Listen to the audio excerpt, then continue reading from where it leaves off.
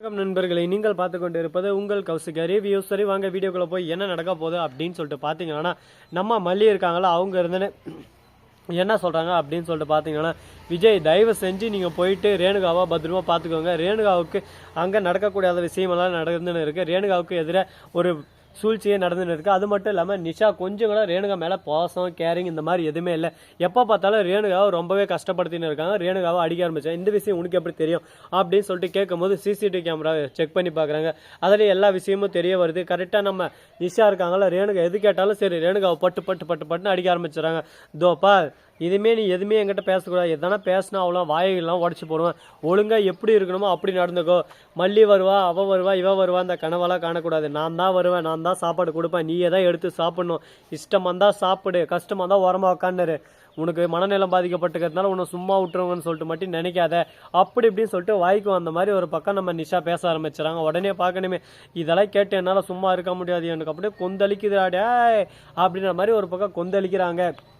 நம்ம விஜய் ஒரு பக்கம் நான் சும்மா விட மாட்டேன், இப்பயே போயிட்டு ரேணுகாவை கூட்டினாரா, இல்லை ரேணுகாவை கூட்டிகிட்டு வரேன்னா ரேணுகா இப்போ அந்த இடத்துல இருக்கிறது அவங்களுக்கும் நல்லது. ஏன்னா இந்த மாதிரி சின்ன சின்ன சண்டைகள் சச்சரவுகள் எல்லாமே ஒரு பக்கம் நல்லா பாசிட்டிவான ஒரு வைபாக தரும்.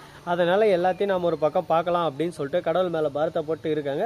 சரி, இந்த மாதிரியெல்லாம் ஒரு பக்கம் இருந்தாலும் அதே சமயத்தில் மறுபக்கம் என்ன நடக்குதுன்னு சொல்லிட்டு பார்த்தீங்கன்னா, நம்ம ரேணுகா இருக்காங்களா அவங்க இருந்து இந்த பிரச்சனையாலும் ஒரேடியாக இன்வால்வ் பண்ண முடியாது. இது எல்லாமே முடிச்சு வைக்கணும்னா அதுக்கு ஒரே ஒரு வழி தான் இருக்குது. அதுக்கு ஃபஸ்ட்டு நம்ம உண்மையான சுடரியாக எல்லாருக்கும் தெரிய வரக்கூடாது. உண்மையான சுடரி நாம தான்ற விஷயம் தெரிய வந்துச்சு. அதுக்கப்புறம் பிரச்சனை மேலே பிரச்சனை வந்துக்கிட்டே இருக்கும். இந்த சொத்தை எவ்வளோ சுருட்ட முடியுமோ சுருட்டின்னு ஒரேடியாக எஸ்கேப் ஆயிடணும். அதுவரையும் நாம தான் சுடரின்ற விஷயம் யாருக்கும் தெரியக்கூடாது அப்படின்னு சொல்லிட்டு ரொம்பவே ஒரு இம்பார்ட்டண்டான விஷயத்தில் இருக்காங்க. ஆனால் சுடரி யாருன்ற உண்மை தெரிய வந்துச்சு. நம்ம ரேணுகாவோட கதை அவ்வளோதாங்க. ரேணுகா என்கிற சுடரிக்கு ஒரே அடியாக வச்சாம்பாரு ஆப்பு அப்படின்ற மாதிரி ஆப்பு வச்சு ஒரே அடியாக துரத்தி விட்டுருவாங்க. அதனால் இப்போதைக்கு அவங்க எதுவுமே பேசவும் முடியாமல் சொல்லவும் முடியாமல் மெல்லவும் முடியாமல் சைலண்ட்டாக மௌனமே சிறந்ததுன்னு சொல்லிட்டு மௌனத்தோடவே இருக்காங்க. இது கண்டினியூவாக நீடிக்குமா, நீடிக்காதா, இன்னும் என்னென்ன பிரச்சனைகள்லாம் வரப்போகுது அப்படின்ற ஒவ்வொரு விஷயத்தையும் நம்ம கண்டிப்பாக இதில் இந்த வீடியோவில் பார்த்து தெரிஞ்சுக்கணுங்க. ஏன்னா எந்த நேரத்தில் எப்படி நடக்கும், என்ன பிரச்சனை வரும்னு சொல்லிட்டு யாராலையும் சொல்ல முடியாது. ஏன்னா எந்த விதத்தினாலும் பிரச்சனை இப்போ அப்படியே லைனாக வந்துக்கிட்டே இருக்குது. இந்த பிரச்சனை இன்வால்வ் பண்ணுறது எல்லாமே ஒரே ஒரு ஆள் தாங்க. அவங்கள நம்ம கரெக்டாக கண்டுபிடிச்சிட்டா பிரச்சனையே இருக்காது. இதுக்கு மேலே நம்மளுக்கு பிரச்சனை இருக்கக்கூடாது அப்படின்னு சொல்லிட்டு நாம் நினச்சோம்னா அதுக்கு ஒரே ஒரு விஷயம் தான் முக்கியமான காரணம். அதில் முக்கியமான ஒரு விஷயம் என்னன்னு சொல்லிட்டு பார்த்தீங்கன்னா, நம்ம கதிரேசன் இருக்கார்ல, அவர் வந்து க்யூட்டாக பண்ண ஒரு விஷயம் தாங்க. அப்படி என்ன பண்ணார் ஏது பண்ணார் அப்படின்னு சொல்லிட்டு பார்த்தீங்கன்னா, கதிரேசன் வந்து ரொம்பவே ஒரு பக்கம் கோபத்தோடையும் ஆவேசத்தோடையும் நடத்தின்னு இருக்காங்க. இது எல்லாமே ஒரு பக்கம் ஒரு பாயிண்ட் வரையும் தான். அதுக்கப்புறம் கோவம் வச்சு என்ன பண்ணுவோம் எனக்கே தெரியாது அப்படின்னு சொல்லிட்டு ரொம்பவே ஆவேசமாக பேச ஆரம்பிச்சுறாங்க. இப்போ என்ன தாண்டா பண்ண போகிறீங்க, என்ன தான் செய்ய போகிறீங்க, இதுக்கு ஒரு முடிவே இல்லையா சார், இதுக்கு ஒரு எண்டு கார்டே இல்லையா சார் அப்படின்னு சொல்லிட்டு யோசிச்சுன்னு இருக்காங்க. அதே சமயத்தில் நம்ம கதிரேசன் இருக்கார்ல, இதோ பார் விஜய், என்னோட பொண்ணை எப்படி பார்த்துக்கணும்னு சொல்லிட்டு எனக்கு நல்லாவே தெரியும், கண்டிப்பாக என்னோட பொண்ணை நான் நல்லா பார்த்துவேன், எதுக்கும் கவலைப்படாத அப்படின்ற மாதிரி சொல்லியிருக்காங்க. அது கேட்கும்போது நமக்கே ஒரு பக்கம் ஆச்சரியமாக தான் இருக்குது. பரவாயில்லையே, பிரச்சனை எதுவும் இப்போதைக்கு இல்லாத மாதிரி தான் இருக்குது, இதுக்கு மேலே பிரச்சனை வராது அப்படின்னு சொல்லிட்டு நம்பின்னு இருக்காங்க. ஆனால் அது எல்லாமே சாத்தியமாகுமா, பிரச்சனை இல்லாமல் இருக்குமா அப்படின்னு சொல்லிட்டு சொல்ல முடியாதுங்க. எந்த நேரத்தில் என்ன நடக்கும் எப்படி நடக்கும்னு சொல்லிட்டு யாராலையும் எதுவும் சொல்ல முடியாது, கருத்து கணிப்பால். அதனால் பொறுத்தார் பூமி ஆழ்வார்னு சொல்லிட்டு சும்மா ஒன்றும் சொல்லலைங்க. அதனால் பொறுத்திருந்து நம்மளால் என்னென்ன பண்ண முடியுமோ எல்லா விஷயத்தையும் நம்ம சாதிச்சுட்டு போயிட்டே இருக்கணும். சரி, முடிஞ்சு போச்சு, இதுக்கப்புறம் அதை பேசி ஒன்றும் நடக்க போகிறதில்ல. அடுத்து என்ன நடக்க போகுது ஏது நடக்க போகுது அப்படின்ற சுவாரஸ்யமான தகவலாக தான் நாம் இப்போ பகிர்ந்துக்க போகிறோம். நம்ம மனோவர் இருக்கார்ல, அவர் வந்து வராரு. வந்த உடனே இதோ பார் விஜய், நீ என்ன சொன்னாலும் நான் கேட்குறேன், ஆனால் ஃபஸ்ட்டு நான் சொல்கிறத நீ கேளு. உண்மையான ரேணுகாவே இல்லை, அவர் உண்மையான ரேணுகாவை இருந்தால் இந்நேரம் எந்த அளவுக்கு பிரச்சனை வந்திருக்குன்னு சொல்லிட்டு உனக்கு சொன்னால் புரிய மாட்டேங்குது. ரேணுகாவோட முக்கியமான சதி திட்டங்கள் நிறையவே இருக்குது, அது எதுவுமே உனக்கு இன்னும் தெரிய வரல. இவன் உண்மையான ரேணுகாவாக இருந்தால் இந்நேரம் எல்லா உண்மையும் எல்லாருக்கும் தெரிய வந்திருக்கான். ஆனால் உண்மையான ரேணுகாவே இல்லை, இவன் சுடரி. இவளை பற்றியான விஷயம் எல்லாமே ஃபுல் டீட்டெயில்ஸோட நான் கலெக்ட் பண்ணி வச்சுருக்கேன். நீ நம்மனாலும் சரி நம்மளாலும் சரி இதுதான் உண்மை அப்படின்னு சொல்லிட்டு அடித்து சொல்லிருக்காங்க. இதை கேட்டது என்ன பேசுறது ஏது பேசுறதுன்னு சொல்லிட்டு தெரியாமல் இதை எப்படி நான் நம்புறது, இதுக்கு என்ன ஆதாரம் இருக்குது அப்படி இப்படின்னு சொல்லிட்டு கேட்க ஆரம்பிக்கிறாங்க. ஆதாரம் தானே, கூடிய விரைவில் கூடிய சீக்கிரம் நான் ஆதாரத்தை காட்டுறேன்.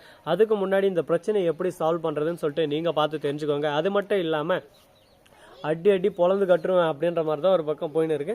சரி, இந்த மாதிரியெல்லாம் ஒரு பக்கம் போயின்னு இருக்கு. அதே சமயத்தில் கரெக்டாக நம்ம மனோகர் என்ன ஆதாரத்தை காட்டினாரு அப்படின்னு சொல்லிட்டு பார்த்தீங்கன்னா, சுடரி அங்கே ஃபோன் பேசின்னு இருக்காங்க, இந்த மாதிரியெல்லாம் பண்ணுங்க, இந்த மாதிரியெல்லாம் செஞ்சுங்க, இது எல்லாமே எங்களோட சதி திட்டம் தான் அப்படின்னு சொல்லிட்டு ஃபோனில் பேசுனுங்க. இதை கேட்டது ஷாக் ஆகிடுது ஒரு பக்கம். ஐயோ அப்படின்னா சுடரி தானா, நாம தான் தப்பாக புரிஞ்சிடும்லா அப்படின்னு சொல்லிட்டு அதிர்ச்சி அடைகிறாங்க ஒரு பக்கம். இதுக்கு மேலேயும் இவங்க தப்பிக்க முடியாதுங்க. மாட்டிக்கன்னாரு ஒருத்தர் அப்படின்ற மாதிரி தான் ஒரு பக்கம் மாட்டின்னு திருன்னு முழிச்சுன்னு இருக்காங்க.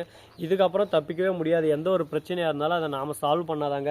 ஆனால் அந்த பிரச்சனையை நம்மளால் சால்வ் பண்ண முடியுமா முடியாதான்ற ஒவ்வொரு விஷயத்தையும் நம்ம கண்டிப்பாக யோசிச்சு பார்த்தாகணும். சரி, போனதெல்லாம் போயிடுச்சு, இதுக்கப்புறம் என்ன நடக்க போகுது, ஏது நடக்க போகுது அப்படின்ற ஒவ்வொரு விஷயத்தையும் தான் நீங்கள் இந்த வீடியோவில் பார்த்து தெரிஞ்சுக்க போகிறீங்க. அதுக்கு முன்னாடி நம்ம வெண்பா இருக்காங்களா, அவங்க இருந்து டாடா எனக்கு மல்லி அம்மா விட்டு எங்கே போகிறதுக்கு விருப்பம் இல்லை, அதனால் நீங்கள் திரும்ப அங்கே போகணும் இங்கே போனால் அவங்க கூட போய் இருக்கலாம் அப்படி இப்படின்னு சொல்லிட்டு சொல்லாதீங்க.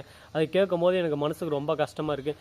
என்னால் இதுக்கு மேலே அங்கே வந்து இருக்க முடியாது. நான் இனிமேல் தாத்தா வீட்டுக்கு வர மாட்டேன். வேணும்னா அந்த ரேணுகம்மாவை கூட இங்கே கூட்டின்னு வந்துருங்க, என்னால் அங்கே இருக்க முடியாதுன்னு சொல்லிட்டு மூஞ்சி வச்ச மாதிரி சொல்லிடுறாங்க.